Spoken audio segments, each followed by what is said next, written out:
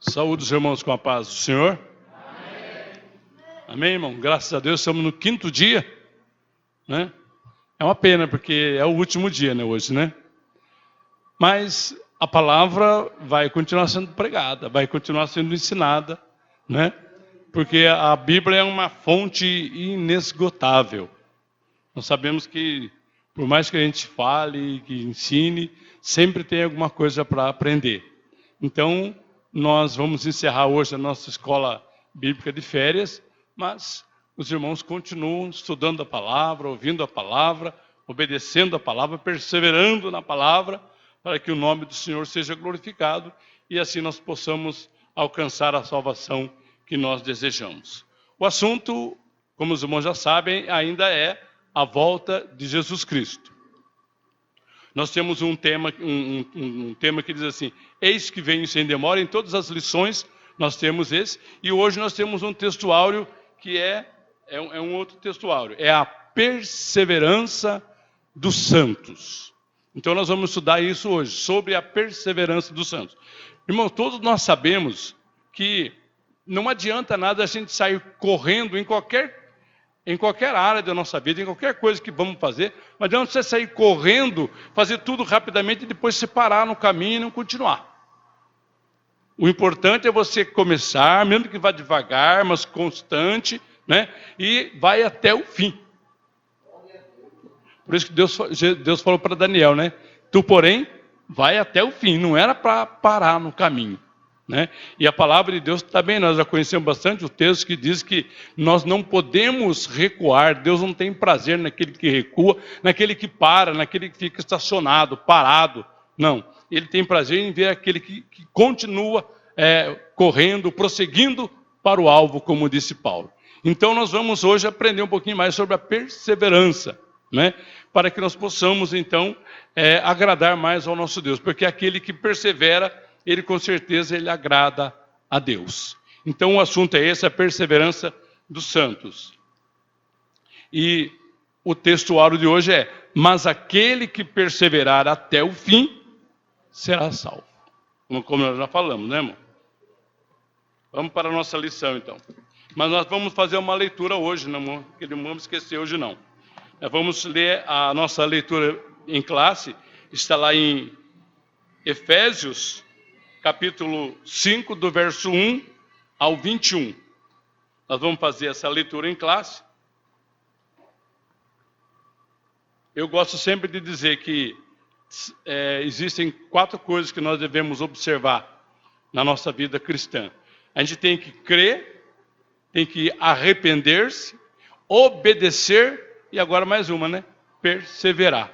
Sem essa, não tem jeito. Isso é a base da salvação. Crer, arrepender, obedecer e perseverar. Não obedecer um tempo só, obedecer sempre. Muito bem. Efésios capítulo 5, né? Verso 21 em diante. O tópico diz assim: o alerta de Jesus. Jesus está alertando a igreja para que nós possamos perseverar.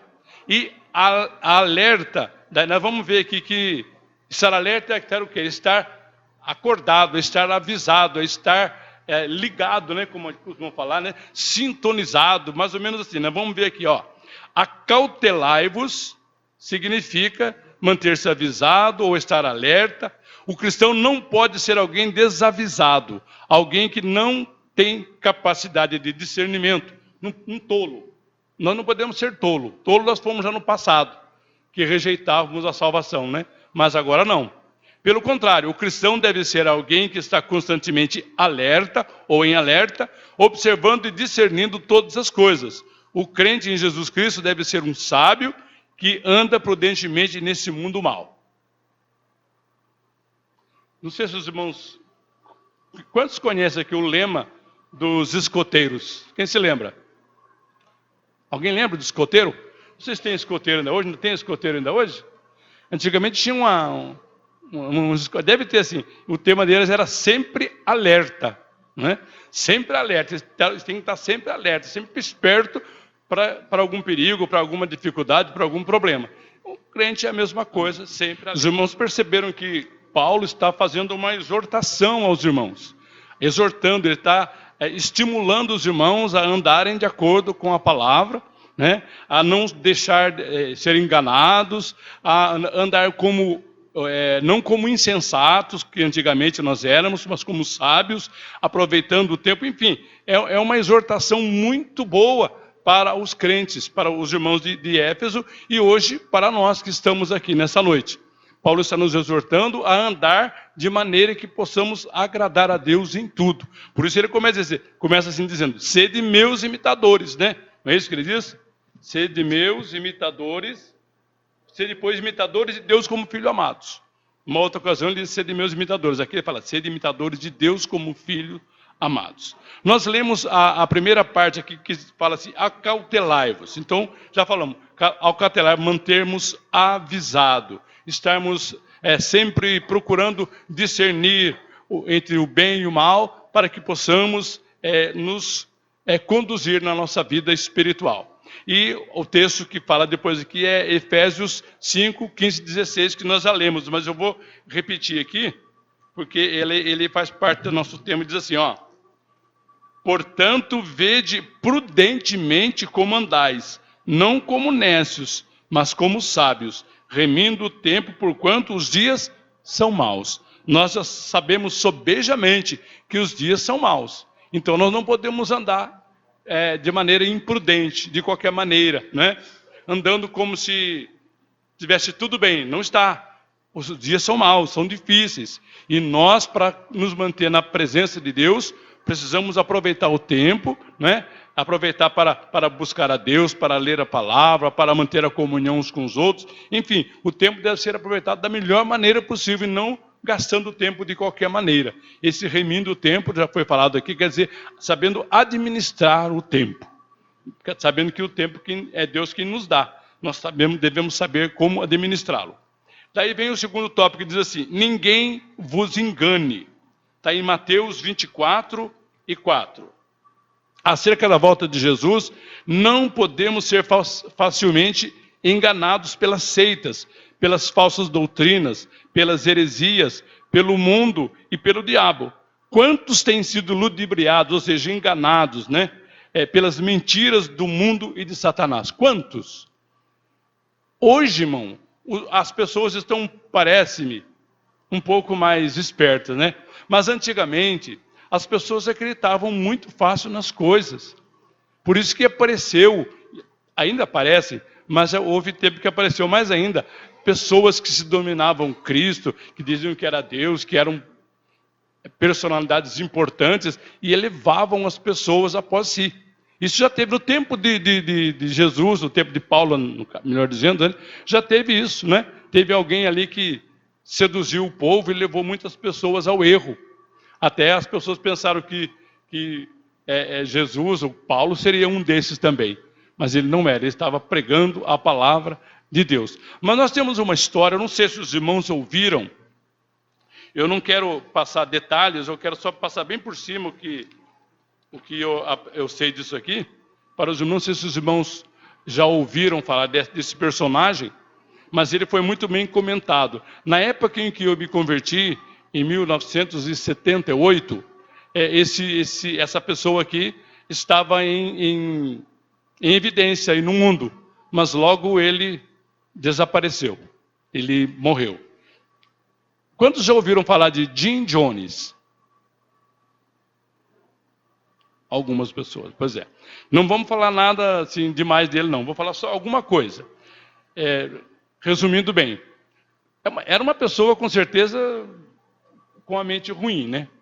Ele andou por algumas igrejas, metodista, batista, mas ele não era muito bom da cabeça, não. E as pessoas não sabiam disso e iam seguindo ele. Em 1954, ele iniciou o seu ministério chamado Templo do Povo.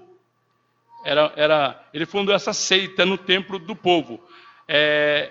E ele usava isso ajudando as pessoas, até efetuando algumas curas. Eu não sei se curava mesmo, mas sei lá. Ele fazia isso. E ele mantinha rituais de cura. E ele veio para o Brasil, foi depois para a Califórnia. Ele temia um ataque nuclear e por isso ele estava sempre procurando fugir disso. Veio para o Brasil, depois ele se estabeleceu ali na Guiana, né? Aqui mesmo na América do Sul, né?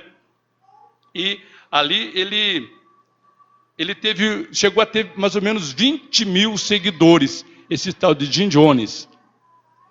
Mais ou menos 20 mil seguidores. E ele fazia com que as pessoas, conversando com as pessoas, faziam com que as pessoas dessem 25% do seu salário, né? E também desse para ele todos os seus bens. E as pessoas davam. As pessoas davam. E isso foi enriquecendo ele. Mas ele como ele não tinha cabeça muito boa, ele era um paranoico, pelo que nós podemos entender. Ele acabou levando essas pessoas que estavam ali na Guiana, vivendo num acampamento, uma coisa mais ou menos assim, não era bem uma igreja. Estavam ali muitas pessoas seguindo ele, e um certo dia, não sei se por causa da perseguição, eu não procurei saber o que era isso, mas acontece que por causa da loucura dele, ele levou essas pessoas, 900 pessoas, para ser preciso, 904 pessoas, a se suicidarem. Entre elas, 300 e poucas crianças. Não veja só o perigo de seguir as pessoas sem seguir a palavra de Deus. A palavra de Deus traz vida. Ela não traz morte, ela não traz confusão. A palavra de Deus é para trazer vida, e vida eterna. Agora, aqui, não vejam que as pessoas seguiram cegamente ele, né? Quem sabe ele prometia muita coisa, até para o tempo presente. Porque, irmãos, nós não devemos se preocupar com as coisas que alguém promete para hoje, para nós. Nós não temos cidade permanente aqui, né? A nossa cidade está no céu. A nossa herança é lá, não é aqui. Não devemos preocupar com as coisas daqui. Mas muitas pessoas seguem. Haja visto as igrejas que prometem riqueza, prometem prosperidade. Elas estão cheias. Por quê? Porque as pessoas estão buscando isso.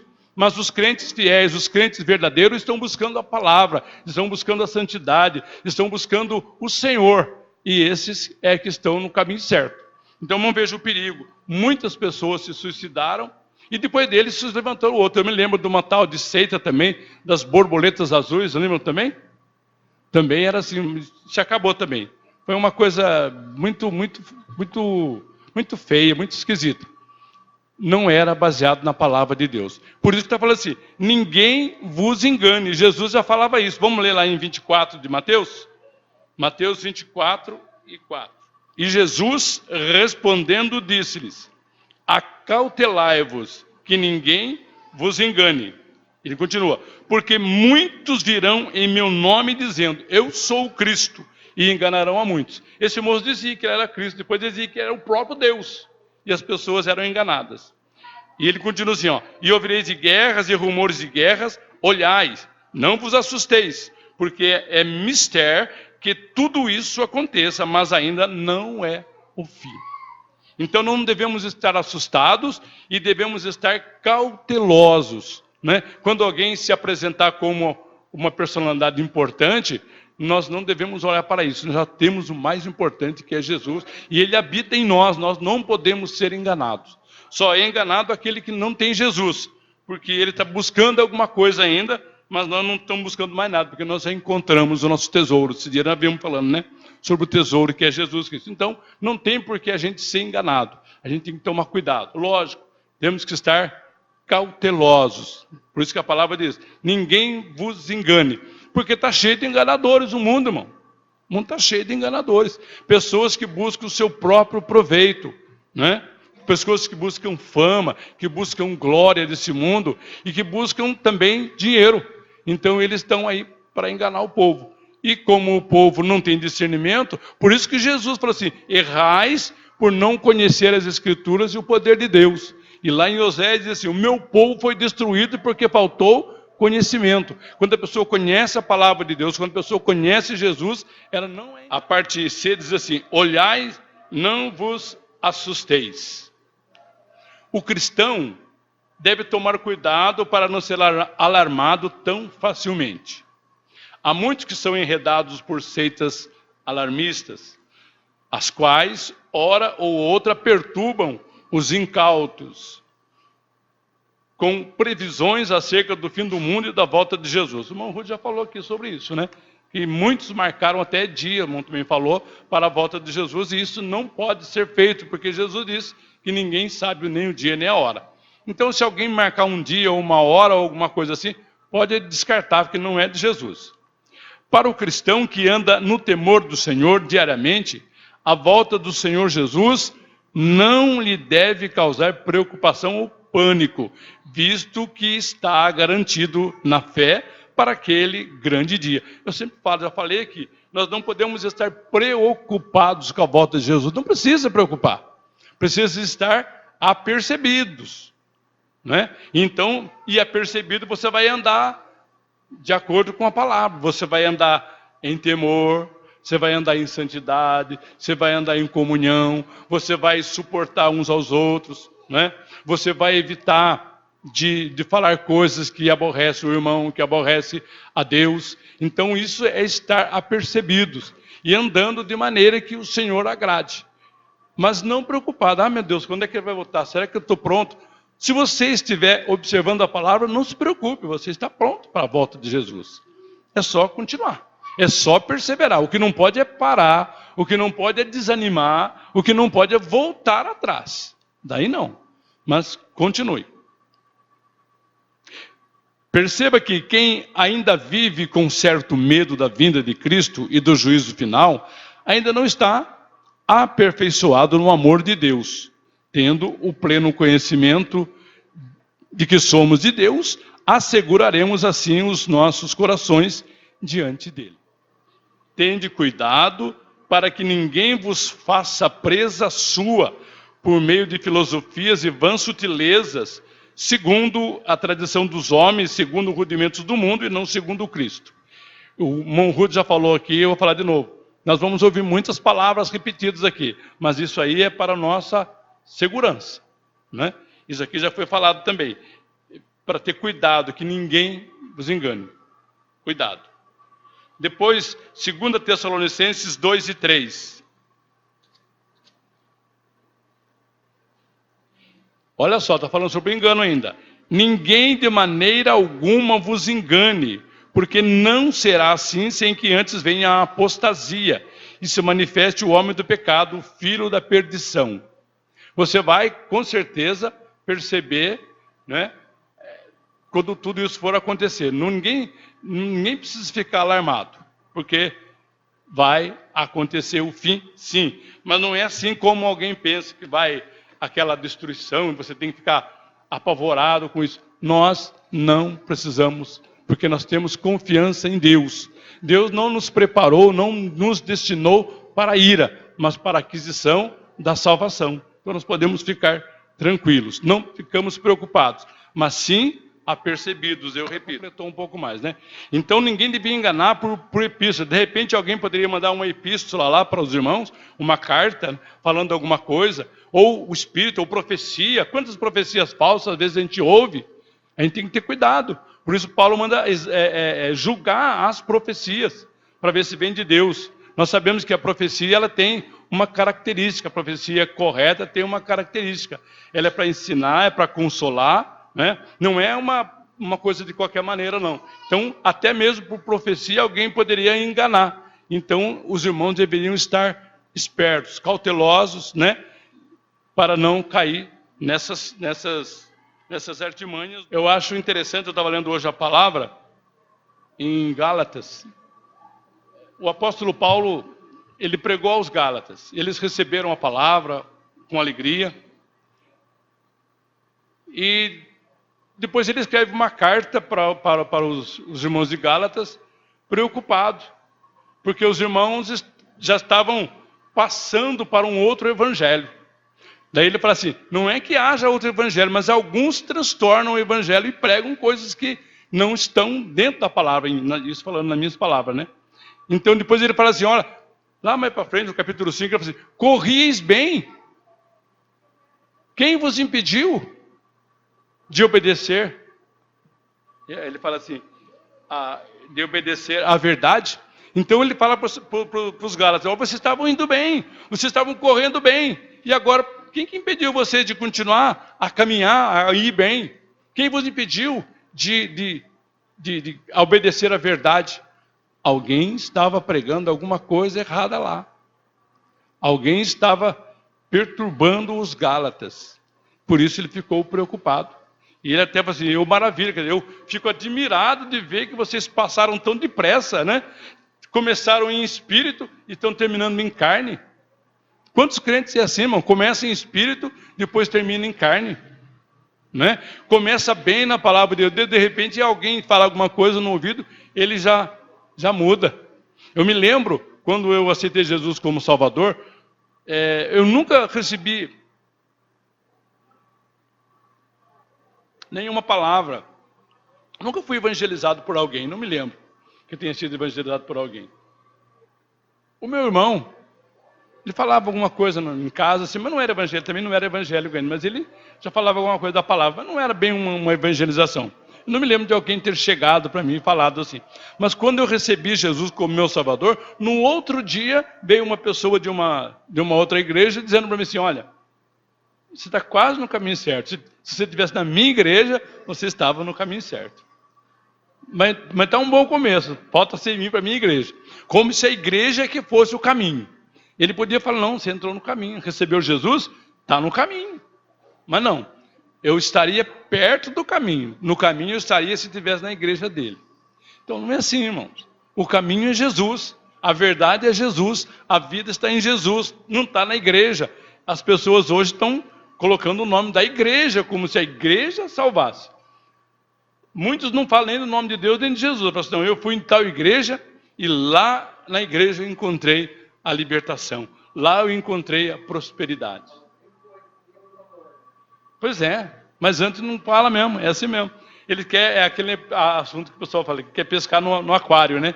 É mais fácil, a pessoa já recebeu Jesus, fica mais fácil levar para a igreja dele. E acontece isso, irmão. Por que a gente vê muita gente trocando de igreja?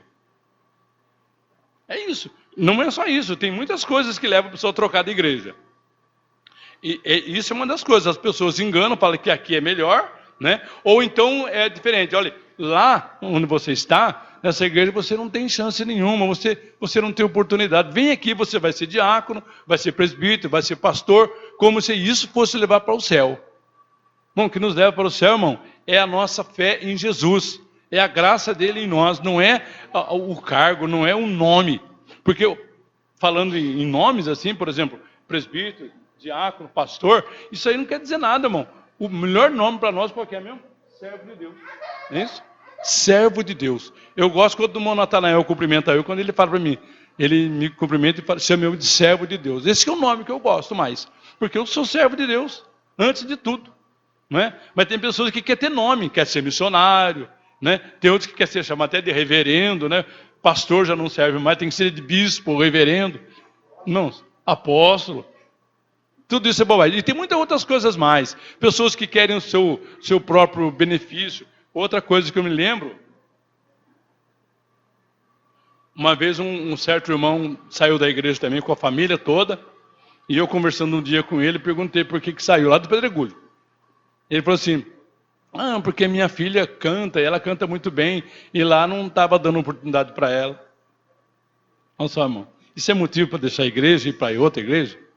Então, tem muitos motivos que as pessoas deixam da igreja e vai para outra. Tudo bem, se vai para uma outra igreja e começa a servir Jesus direitinho, tá bom ainda. Mas o bom é a gente permanecer num lugar onde a gente recebeu Jesus, ou então onde você conheceu a verdade. Porque às vezes acontece a pessoa ir para uma igreja e de repente eu também conheço pessoas que estiveram em igreja e saíram porque não tinha palavra lá. Aí é diferente. A pessoa quer ouvir a palavra, a pessoa quer crescer na palavra, vai numa determinada igreja, não tem palavra, só tem oba-oba, só tem tanta coisa, mas não tem a palavra. Então a pessoa sente a palavra, percebe que em outra igreja tem palavra, então aí eu concordo que a pessoa vá atrás da palavra, atrás de uma vida melhor, mais completa diante de Deus. Mas para mim agradar o meu ego, para mim ter algum benefício próprio, não, é bobagem. A igreja, o benefício maior que nós recebemos é a salvação. Vamos conservá-la, né? E vamos nos manter cautelosos, como Jesus está falando. Tem bastante. A palavra genuína, verdadeira, é mais difícil você encontrar. É como o caminho largo, é muito mais fácil você andar nele. Está cheio de caminho largo por aí. Mas o caminho estreito é um só. É só Jesus. Então, os falsos ensinos existem, muitos por aí. Mas a palavra verdadeira, ela está aqui, irmão. É só você observar ela. Bom, nós não queremos chamar a atenção para o nosso ministério como se fosse o melhor deles. Não, não é isso. Mas acontece o seguinte, nós na escola teológica, por exemplo, Gunnar Wingren, lá nós não temos nenhuma apostila que venha de um outro grande pastor renomado que nos ensine alguma coisa. Não, lá nós estudamos a palavra de Deus com a palavra de Deus. Só usamos ela. Eu sei que algumas igrejas usam a apostila de um pastor famoso, de um outro escritor famoso. Nós não podemos fazer isso. Nós temos que interpretar a Bíblia pela Bíblia, não é isso? É ela mesma que interpreta. Então, na escola teológica Gunnar Wingren, quem já estudou lá, sabe como é. Quantos estudaram lá já? Aí, quantos? É isso mesmo? É só a palavra, né? Só a palavra. E muitos que estudam lá, eles voltam depois, mesmo depois de já diplomado, eles voltam porque eles gostam do ensino. Tem pessoas de outras igrejas lá recebendo o nosso ensino, porque nós ensinamos a palavra de Deus como ela é, sem mistura, é palavra genuína, é assim que tem que ser, sem fermento, né? Então os falsos ensinos estão aí. Agora, perseverança até o fim. Mateus 24 está dizendo assim, né? Aquele que perseverar até o fim será salvo. É o que perseverar até o fim. Os irmãos se lembram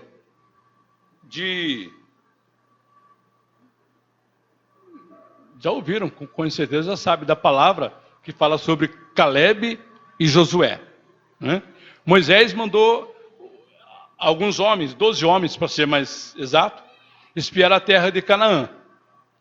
Entre eles estava Josué e Caleb.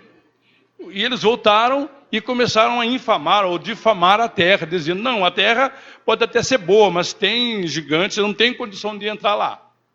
E não quiseram e difamaram a terra mesmo. Únicos dois que disseram, não, a gente vai lá.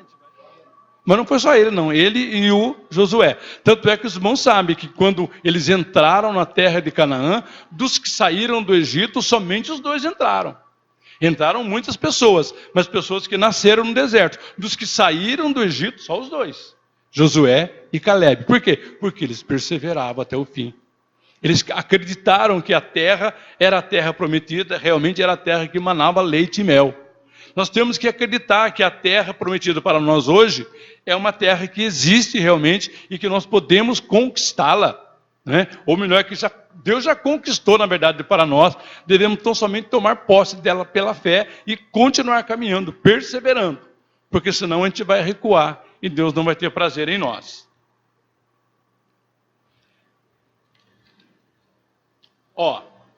Perseverar, está escrito, estão vendo, significa conservar-se firme. Lembra da palavra que ouvimos esses dias de Efésios? Depois que fizer tudo, ficar firme. Então, é conservar-se firme, constante.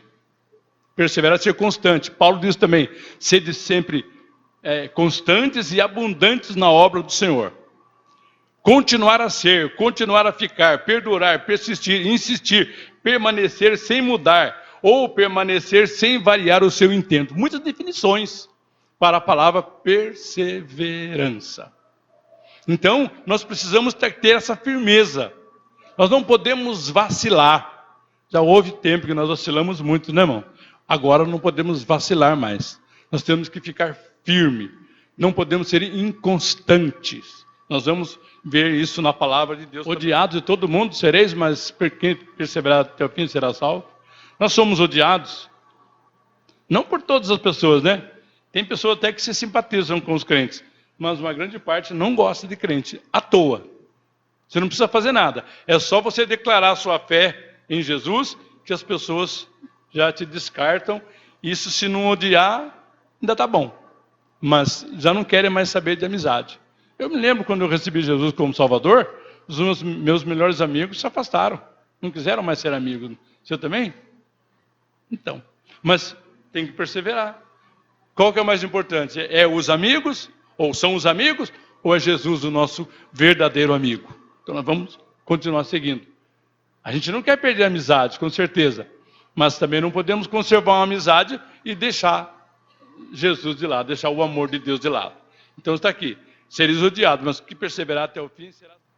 Olha, o final diz assim: se tão somente conservarmos firme a confiança e a glória da esperança até o fim. Ou seja, perseverança. Tem que ser até o fim. E o 14 diz assim: porque nos tornamos participantes de Cristo se retivermos firmemente, olha a palavra firme, como tem lugar, tem, né? Em vários lugares. Se retivermos firmemente o princípio da nossa confiança até o fim. Então, vejo que é uma caminhada, uma persistência, não pode parar. Não tem como. Se parar, você não vai conseguir chegar a lugar nenhum. Todo mundo sabe disso. Então, a nossa perseverança tem que ser até ao fim. O coração dobre que a Bíblia menciona, nada mais é do que a pessoa inconstante de caráter, moral e conduta. É aquela pessoa que muda de pensamento muito fácil. Não tem uma fé firme, não tem a doutrina bem fixada no seu coração. É ainda aquela pessoa duvidosa e vacilante em seus caminhos. Tiago, em sua carta, conclama aos inconstantes que se submetam totalmente a Deus, purificando seus corações e se arrependendo de sua inconstância, que empunhem a espada da verdade e entrem na peleja inteiramente. Coração dobre. Pessoas que não têm firmeza. Não tem firmeza de nada, nem de conduta, nem de caráter, nem de moral. Nós precisamos ter uma firmeza. Nós precisamos saber o que nós queremos. Uma hora você quer crente, outra hora não. Você conhece pessoas assim? Que uma hora é crente, outra hora não é? Tem gente assim, não tem? Tem gente que está na igreja, está firme na igreja. Você fica contente. Na hora falando, então está firme, olha. Uma beleza. Passa um tempinho, a pessoa está bebendo, está fumando. Eu conheço pessoas assim. É inconstante. Uma pessoa dessa não tem salvação, não pode ter, porque não é possível. Quem recebeu Jesus, ele tem que ser constante até o fim. Né? Não pode deixar. A gente nota que às vezes tem pessoas que se desviam do caminho, mas depois eles voltam novamente. Né? Mas não pode ser inconstante. Uma hora é crente, outra hora não é. Uma hora é salvo, outra hora não é. Né? E eu vejo gente assim. E não é só a questão de ser salvo ou não ser salvo. Inconstante também na igreja, irmãos. Nós precisamos ser constantes na igreja também. Tem pessoas que vêm na igreja só quando ele sente vontade de vir. Só quando sente vontade de vir. Tem coisas que ele não gosta. Por exemplo, aí eu vou na igreja, mas estudo a palavra eu não gosto. Eu só gosto mesmo do culto público. Né? Aí eu gosto. De congresso eu gosto. Mas na hora da palavra, eu estudo a palavra eu não gosto. Oração eu não gosto. Irmãos, a questão não é gostar. A questão é necessidade. Nós não oramos porque gostamos. Você vem todo dia na oração aqui porque você gosta de orar? Agora você gosta. Mas antes você não gostava. Você vinha porque sabia que precisava vir. E acaba gostando depois. É lógico. Falar com Deus não é bom? É bom. Ouvir Deus falar, obter resposta de Deus não é bom? É bom. Então você vai sentir. Mas no começo parece um fardo para nós, irmãos. A palavra parece um fardo, a oração parece um fardo, tudo isso parece, mas não é fardo, irmão. E se for fardo, é fardo leve, como Jesus falou. Leve, suave, né? Jugo suave. Então, não é questão de gostar, é questão de necessidade. Eu não vou na igreja só porque eu tenho vontade na igreja. Não, eu preciso ir. Às vezes, quem foi que falou? O Marcos falou que esse dia, né? Ele estava cansado, ele até falou com ele, eu não vou na igreja, não foi, Marcos? Mas depois ele achou que ele precisava vir e ele acabou vindo. É assim mesmo. Nós precisamos. Por que precisamos? Bom, para manter essa comunhão, para manter essa chama acesa. Porque se nós formos negligentes nessa parte, você acaba esfriando. Eu já falei aqui uma vez. Se você deixa de vir na igreja durante um mês, 2 meses, você vai ficar com vergonha de entrar na igreja depois. Fica, irmão. Parece que você está entrando num lugar estranho. Mas quando você vem todos os dias, você vem e entra em todos os lugares da igreja, onde você senta onde você quiser e busca a Deus e está uma benção. Mas se você deixar de congregar, quando você vier, você vai ficar assim, como se tivesse o peixe fora d'água. E não pode ser assim. A casa é nossa, é o lugar onde nós estamos, devemos estar todos os dias. Como Davi falou, né? Que ele gostaria de estar na casa do Senhor todos os dias para contemplar a formosura do Senhor e aprender no seu tempo. Está no Salmo 27. Então esse deve ser o nosso desejo, né? Deve ser o nosso objetivo, estar sempre caminhos. Então ele compara aqui o homem que duvida, que não tem aquela firmeza, ele é como a onda do mar, que é levada pelo vento. Ou então, como aquele hino que diz, né? Que é como se fosse uma folha seca caída no chão, que vai para onde o vento levar, né? É o homem sem Deus, ou é o homem inconstante nos seus caminhos. Mas o homem que é constante, o homem que é abundante na obra do Senhor, ele está sempre seguindo os passos de Jesus. Sujeitai-vos, pois, a Deus, resisti ao diabo, e ele fugirá de vós. Chegai-vos a Deus, e ele se chegará a vós. Limpai as mãos, pecadores, e vós de duplo ânimo. Olha só, o homem, coração dobre aqui. E vós de duplo ânimo, purificai o coração. É uma exortação de Tiago para nós, que nós não tenhamos duplo ânimo, né? Devemos ter bom ânimo, né? Não duplo ânimo. E devemos chegar a Deus aqui. Compete a nós chegar a Deus a cada dia. Eu sempre falo e vou repetir aqui. Deus nunca vai tomar a iniciativa de nos deixar. É nós que deixamos Ele. Se a gente o buscar, nós o encontramos, né? Mas se nós o deixarmos, Ele nos deixará também. Mas Ele não vai tomar a iniciativa. Depende de mim. Continuar buscando a Ele. Então nós não podemos ser inconstantes, devemos estar sempre buscando a Deus. Ele está sempre presente. Ele está sempre de braços abertos, esperando que nós o busquemos. Depois vem os impacientes. Existem também aqueles que são impacientes, não permanecem no caminho, ou porque acham que Jesus está demorando demais, ou porque simplesmente sucumbem às tentações e provações. A paciência é um fruto da fé. Consequentemente, a impaciência é sinal de que você ainda não tem uma fé bem definida. Então, existem os impacientes. Lembra aqui esses dias, foi ontem, né, que você leu, né, sobre a vinda de Jesus? Que no capítulo 3 e 4 de 2 Pedro. Segunda carta do apóstolo Pedro, verso 3 e 4, diz assim, ó. Sabendo primeiro isto, que nos últimos dias virão escarnecedores. O que é escarnecedor, irmão? O que é escarnecer? Isso é zombador, pessoas que zombam. Escarnecedores, andando segundo as suas próprias concupiscências, ou seja, conforme as suas próprias cobiças. Dizendo, olha o que eles dizem, onde está a promessa da sua vinda? Porque desde que os pais dormiram, todas as coisas permanecem como desde o princípio da criação. Então essas pessoas são impacientes. Elas estão querendo que Jesus volte de acordo com a vontade delas. Já está na hora de ele voltar. Mas é ele que sabe a hora, né? É como as pessoas reclamam quando chove. Já está na hora de parar essa chuva. Não está nada, para a chuva quando Deus quiser. É ele que manda a chuva também. Ou será, quem que controla a chuva? É o presidente? Não é.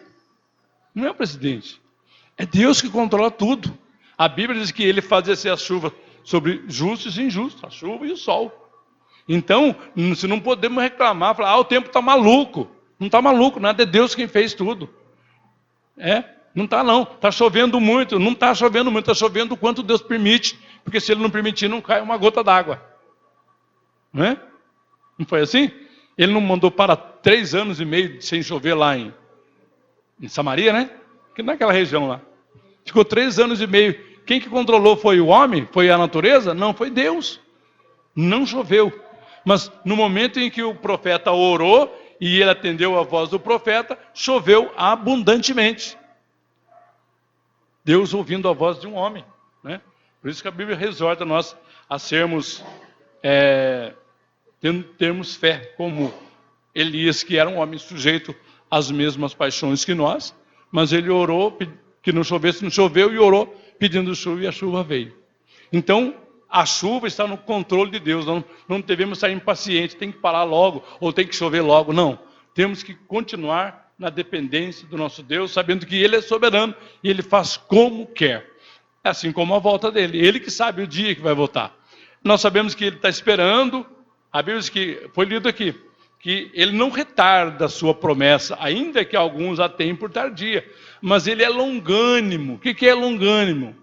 É aquela pessoa que tem paciência, tem um ânimo longo, não se irrita facilmente, não se exaspera facilmente, não explode à toa. Não, ele tem ânimo, um ânimo longo. Então ele é longânimo, ele é paciente, ele está esperando que muitos venham a se converter ainda e se arrepender. Então, não podemos apressar a volta de Jesus. E consideremos-nos uns aos outros. Olha só, para nos estimularmos ao amor e às boas obras. Então nós temos que considerar uns aos outros. Eu não posso ser indiferente aos irmãos, eu tenho que considerar, levar em consideração cada irmão, por mais simples que ele seja, por mais humilde que ele seja, enfim, temos que considerar todos. Aliás, todos iguais, na verdade. Porque Deus não faz acepção de pessoas e nós também não podemos fazer acepção de pessoas. Eu gosto daquele porque aquele é mais importante, porque aquele é mais bonito, porque aquele é mais rico. Não. Eu tenho que amar todos igualmente, porque Deus nos ama igualmente. E Deus não ama mais o obreiro do que os membros, não. É tudo igual. Então diz isso aqui, consideremos uns aos outros para nos estimularmos às boas obras, não deixando a nossa congregação, como é costume de alguns, antes admoestando-nos uns aos outros, tanto mais quanto vedes que vai se aproximando aquele dia. Então nós temos que atentar para isso, não deixar a nossa congregação. Aqui eu não entendo que não é deixar essa congregação, não é isso. Eu entendo que é não deixar de congregar. Mas também pode ser também, não deve deixar essa congregação também. Mas o assunto aqui, quer dizer, não deixando a nossa congregação, o nosso ajuntamento, não podemos deixar de nos ajuntar, temos que estar sempre juntos, como eu já falei. É isso que vai nos manter firmes, irmão. Como é que eu vou ser crente lá em casa, sozinho, sem ajuda? Eu preciso de ajuda dos irmãos, preciso da oração, preciso do estímulo, preciso que o irmão chegue em mim e fale, vamos continuar, vamos firme, Jesus vem aí, não vamos parar não. Eu preciso disso, nós precisamos disso. E às vezes a gente quer ser crente em casa. Quantos irmãos a gente vê que é crente em casa? Eu já falei para os irmãos aqui, mas nem todo mundo ouviu. Eu conheci um irmão que ele ia na igreja só no dia de Santa Ceia. Irmão, isso aí é ser crente? E no dia de Santa Ceia somente?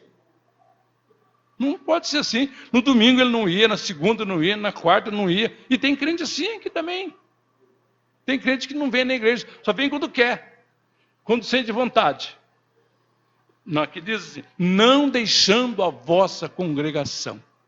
Eu não estou com vontade, aqui nem o Marco, eu não estou com vontade hoje porque eu estou cansado. Não é que eu não estou com vontade, eu estou cansado, Mas eu vou ser mesmo, vou cansado. Bom, aqui é lugar de descanso para nós. Aqui é o melhor lugar. Depois é a nossa casa, o melhor lugar é dentro da igreja. Depois é a nossa casa, o melhor lugar para nós, certo? Agora a gente vai para o shopping, vai para outro lugar, vai para tantos lugares aí, e deixa de congregar. O que é mais importante? Não deixando a vossa congregação. Está escrito aqui. Ele continua. Porque se pecarmos voluntariamente, ou seja, de propósito, depois de termos recebido o conhecimento da verdade, já não resta mais sacrifício pelos pecados, mas uma certa expectação horrível de juízo e ardor de fogo que há de devorar os adversários. Irmãos, a palavra é forte, mas é isso mesmo que diz a palavra. Não podemos, temos que ter cuidado. Verso 39 de Hebreus diz assim: É o que nós já falamos, mas vamos repetir aqui. Nós, porém, não somos daqueles que se retiram para a perdição, mas daqueles que creem para a conservação. Olha só. Porque em esperança somos salvos. Ora, a esperança que se vê não é esperança. Porque o que alguém vê, como esperará? Mas se esperamos o que não vemos, com paciência, ou podemos colocar aqui, com perseverança, o esperamos. É como a fé. A fé é uma coisa que você vê, não é fé. Está vendo? A fé é algo que você não vê. A esperança também é assim. Eu não estou vendo Jesus voltar, mas eu tenho essa esperança de que ele vai voltar. Né? E eu espero então com paciência, né, a volta de Jesus. Eu não preciso ficar desesperado querendo que ele venha logo, não. É lógico. A gente, se ele viesse hoje, por exemplo, nós aqui pegasse de surpresa cada um de nós. De surpresa não será, porque nós estamos esperando, né? Mas de surpresa para o mundo, né? Se ele viesse hoje, por exemplo, já pensou nós daqui da escola bíblica de férias já subir para o céu? Seria uma beleza, né? Seria bom, mas nós não sabemos, não é assim. Então vamos continuar vigiando. Porque se ele vier aqui, tá bom. Se ele vier quando eu estiver em casa, também tá bom, desde que eu esteja vigilante. Desde que eu esteja apercebido.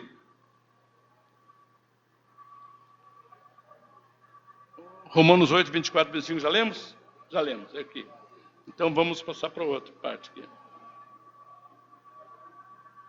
Ao coração dobre. Olha só a dúvida dele. É uma dúvida cruel, né? Sabe o que faz? Não sabe se segue Jesus ou se não segue.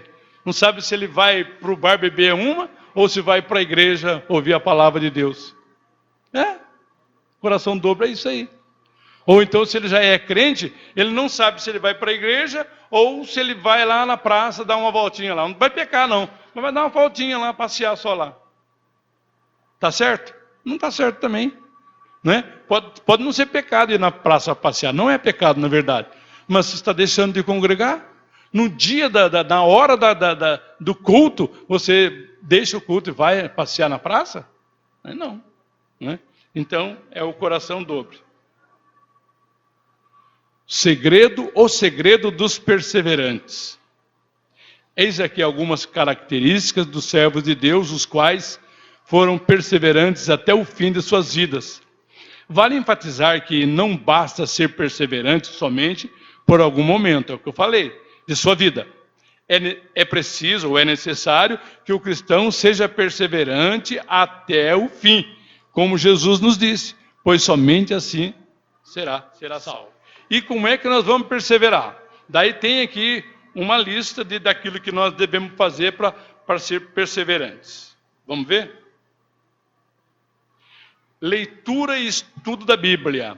O cristão deve ler e estudar a Bíblia sistematicamente, pois somente a pesquisa e estudo da palavra pode fazer com que o crente desenvolva uma fé sólida e uma vida espiritual vigorosa. Muito bem. Então, olha só. Mas para a gente estudar, ler a Bíblia e estudar, nós temos que, primeiramente, orar. Vai orar pedindo a Deus que abra o seu entendimento, que revele a palavra, para você não ter entendimento errado. Esteja também, se você quer estudar a Bíblia, com um dicionário à sua mão. É muito importante, porque tem muitas palavras na Bíblia que são palavras hoje desusadas, palavras que não se usa mais.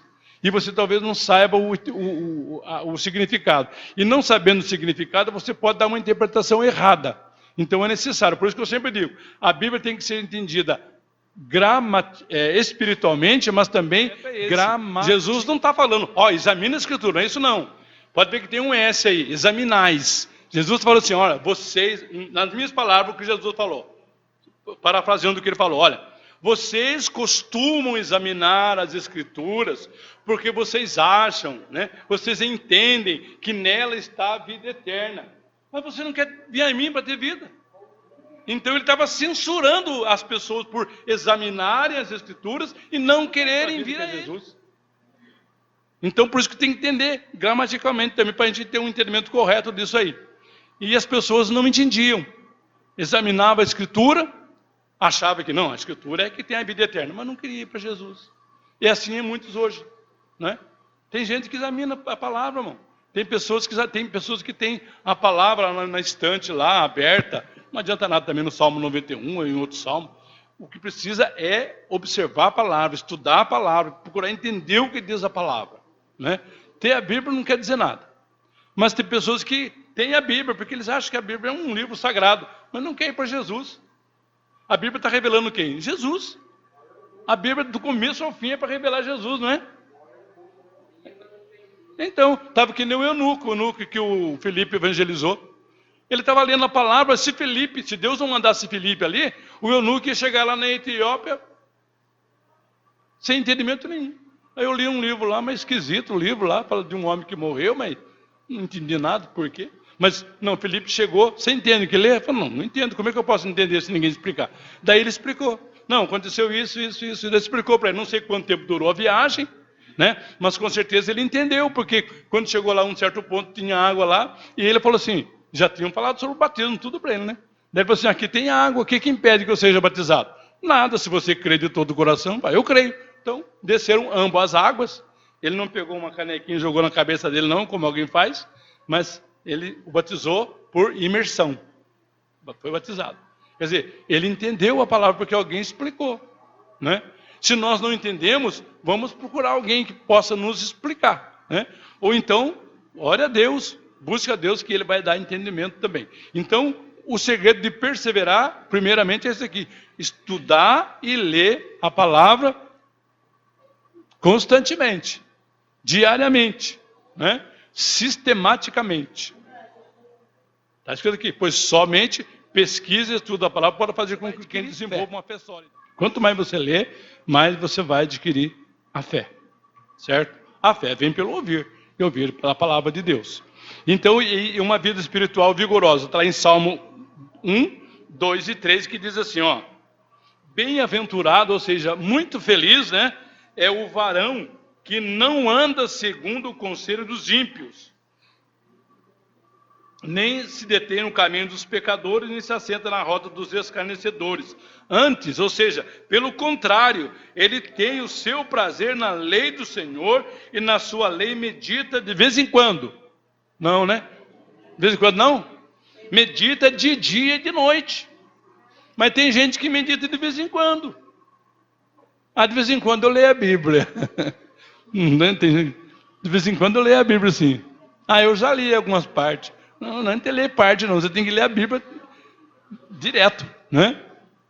Se você não quiser pegar desde o comecinho e ler, tem algumas indicações, né, na Bíblia mesmo, né? Para a gente ler tal dia, ler tal capítulo. Eu leio o dia que você quiser. O importante é que você leia a palavra em oração, né? Ore primeiro e leia, procure entender e colocar em prática. Porque se ler também e não colocar em prática, não adianta. Porque isso também as pessoas fazem no mundo aí. Muita gente conhece a Bíblia também, bastante, a palavra. Mas conhece a palavra, não conhece o poder que tem a palavra de Deus. E nós temos que conhecer. Jesus falou, errais por não conhecer a Escritura e o poder de Deus. Oração constante. O cristão que mantém uma vida de oração constante adquire poder para a sua alma e manterá sempre o fogo do Espírito aceso em seu coração. Perceba que a vida de oração não é uma opção, eu acabei de falar, mas sim uma necessidade. Jesus nunca disse que é opção. Ele não falou, olha, se vocês puderem, vocês orem, tá? Não. Vigiai e orai, para que não entreis em tentação. Quando ele estava no monte, foi orar lá, os discípulos ficaram um pouco mais retirados e estavam dormindo. Ele falou assim, vocês não puderam vigiar 1 hora comigo e orar comigo 1 hora, né? Então, não é questão de opção, eu oro se eu quiser, se eu não quiser eu não oro, não, é necessidade, porque você é cristão, né? Jesus orava constantemente, ele passava a noite inteira no monte orando. Se você for levar para o seu caso assim, você vai falar assim, Jesus não precisava orar, porque ele é Deus, mas ele orava. E nós, o que nós somos? Nós não somos nada. Se a gente não orar, misericórdia, irmão, temos que orar. E oportunidade de orar não falta. Alguém não tem tempo? Tem. O que você não tem é desejo de orar. Porque eu aprendi uma coisa, olha, irmão, eu aprendi quando eu fiz cursilho. A única coisa boa que eu aprendi no cursilho de cristandade lá em Aparecido foi isso. Eles deram um livrinho para nós lá e estava escrito assim naquele livro. Que o tempo é uma questão de preferência. Primeira vez que eu ouvi lá e guardei isso. Tempo é uma questão de preferência. Eu prefiro ir para oração, eu venho. Se eu não prefiro, eu vou lá para a praça. Eu prefiro ler a palavra, eu leio. Se eu não preferir, eu vou ver televisão. É uma questão de preferência. É nós que fazemos. É ou não é? Então, aqui não é opção, é necessidade, eu preciso. E, como eu falei, temos oportunidade aqui, especialmente aqui nessa igreja, irmão. Eu estou muito contente de ver isso aqui, porque em outras igrejas eu não vejo. Não sei se algumas têm, mas não todas. Todos os dias, oração das 6 às 7. Das 7 às 8, não é isso? Todos os dias. Todas as igrejas fazem isso? Não. Então, nós temos oportunidade aqui. E os irmãos vêm. Eu venho aqui, às vezes, os irmãos estão aqui. 6 horas da manhã, anda 6, os irmãos já estão aqui. Mas é sempre os mesmos irmãos. Né?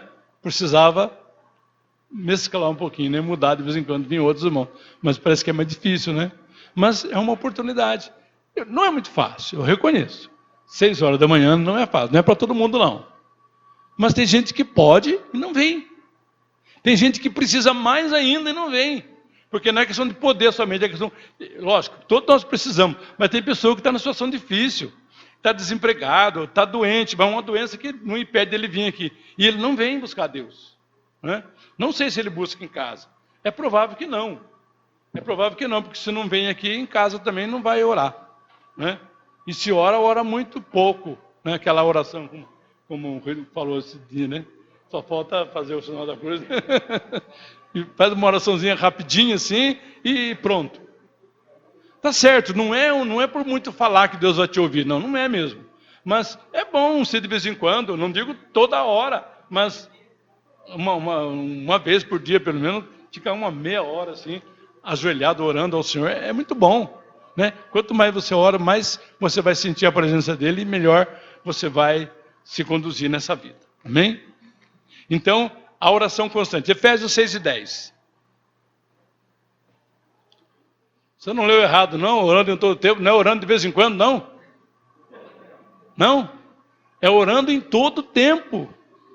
Todo tempo. Paulo falou aos Tessalonicenses, capítulo 5. Orai sem cessar. Então, é todo tempo. Vigiando e orando. E com ação de graça ainda, agradecendo a Deus, né? Não precisa falar o que é orar, todo mundo sabe o que é orar, né? Todo mundo sabe. Orar é falar com Deus, né? Vem de oros, né? A boca, né? Do grego, né? Então você vai falar as palavras do seu coração, não é reza, não.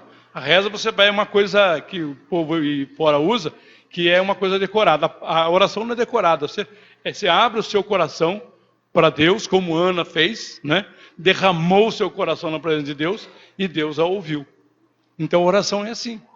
E se você quiser saber como é que é a oração melhor ainda, você vai em Mateus, está escrito também lá, quando ele fala, dá o modelo da oração. Só que não é para falar aquelas palavras, aquele é um modelo, né? Você vai primeiramente, quando dobra os joelhos, você vai santificar a Deus, ou seja, você vai glorificar a Deus, exaltar a Deus, elogiar a Deus, né? Agradecer a Deus as bênçãos que você tem recebido, e depois você vai fazer as suas petições, segundo a vontade dele, não é segundo a sua vontade. Então isso é oração, né? Orar constantemente. E congregar como membro ativo do corpo de Cristo.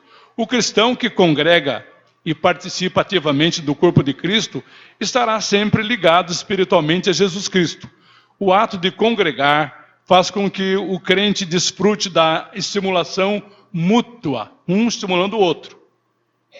Visto que os irmãos se estimulam mutuamente e exortam uns aos outros na prática das boas obras. O que eu faço aqui? Não é estimular os irmãos, não é exortar os irmãos, vamos orar, irmão, vamos orar, vamos buscar Deus. É isso que devemos fazer. Uns aos outros podemos fazer isso. Estar ligado à igreja também proporciona ao crente a oportunidade de se encher espiritualmente, sendo que na congregação ocorrem salmos, hinos, cânticos espirituais, nos quais o Espírito Santo é comunicado aos corações. A edificação e o crescimento espiritual também acontecem na reunião da igreja, periodicamente, pois ali também ocorrem os dons, a revelação, as visões, a doutrina e as línguas estranhas. Na sua casa, o máximo que pode acontecer é línguas estranhas, né? Mas pode acontecer também, se você for, assim, profeta, você pode até profetizar para você mesmo, na sua casa também, pode acontecer. Mas aqui na igreja, pode acontecer as revelações, visões, doutrina e tantas coisas. É aqui na igreja que você vai desfrutar disso, né? Então, nós temos que estar aqui. Como eu já falei, nós somos um corpo. Um corpo. E o corpo tem que estar ligado. Aonde? Na cabeça. Quem é a cabeça? É Jesus.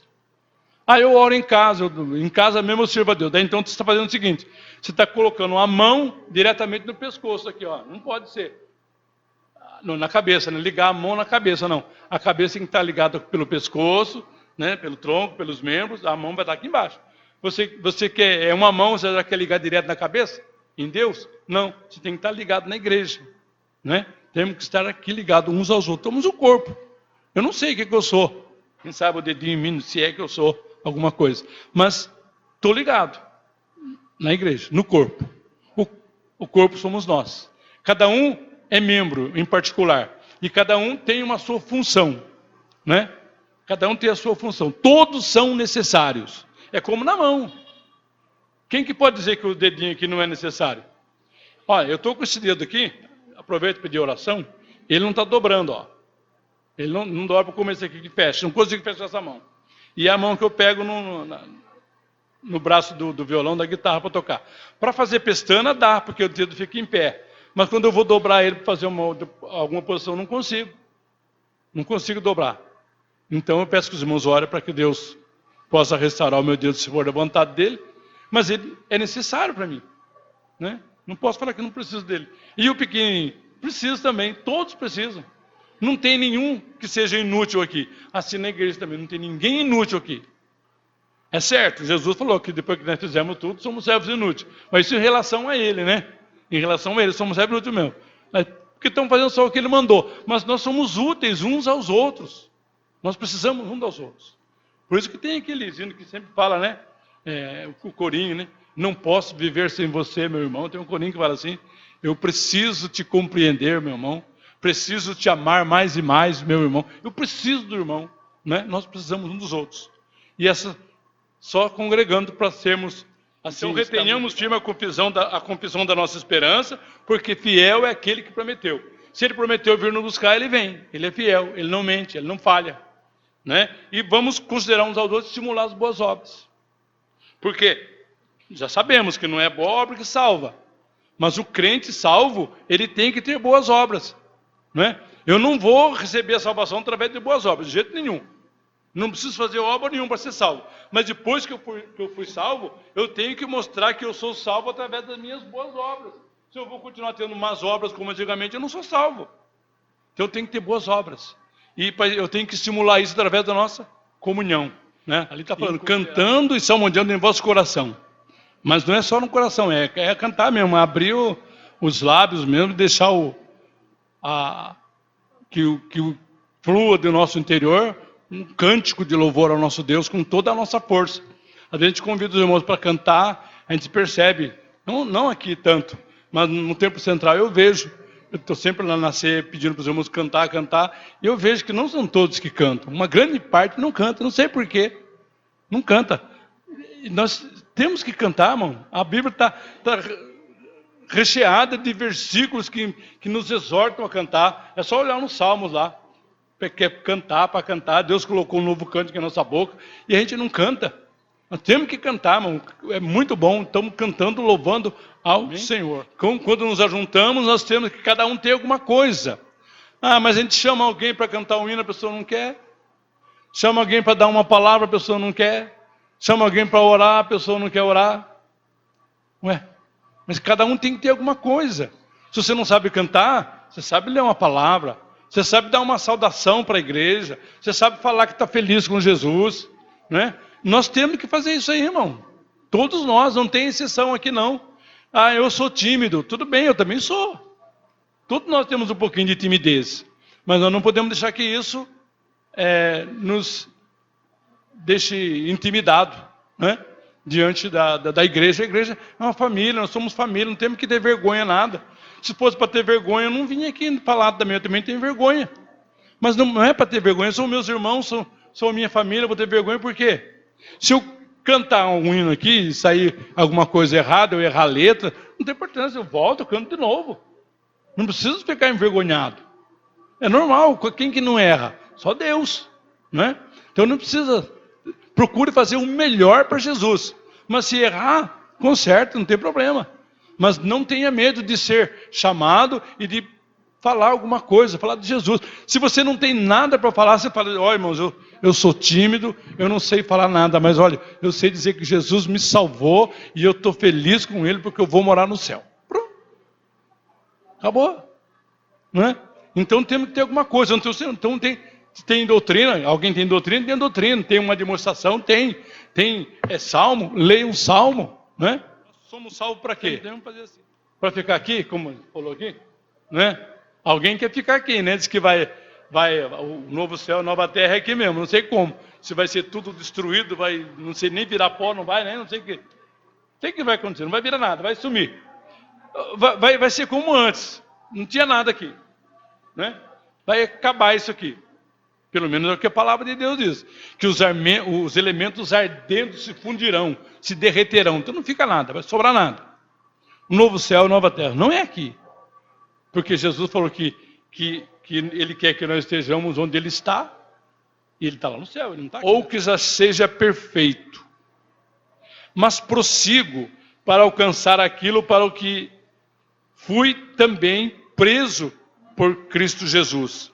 Irmãos, quanto a mim, não julgo que já o tenha alcançado, mas uma coisa faço, e é que, esquecendo-me das coisas que atrás ficam, e avançando para as que estão diante de mim, prossigo para o alvo, pelo prêmio da soberana vocação de Deus em Cristo Jesus. Viu só? Ele não tinha alcançado a ressurreição dos mortos ainda. Ele não tinha alcançado. Mas ele sabia que ele ia alcançar se ele prosseguisse para o alvo. E o alvo é a ressurreição, o alvo é a salvação. Então tem que prosseguir para o alvo. Como diz lá em Hebreus, correndo com paciência a carreira que nos está proposta, olhando para Jesus, autor e consumador da fé. Amém, irmãos? Vamos perseverar? Vamos continuar congregando? Vamos continuar nos estimulando às boas obras? Não vamos parar. Deus não tem prazer naquele que para ou que recua, mas naquele que avança. Vamos prosseguir até chegar ao céu. Amém? Deus abençoe a todos.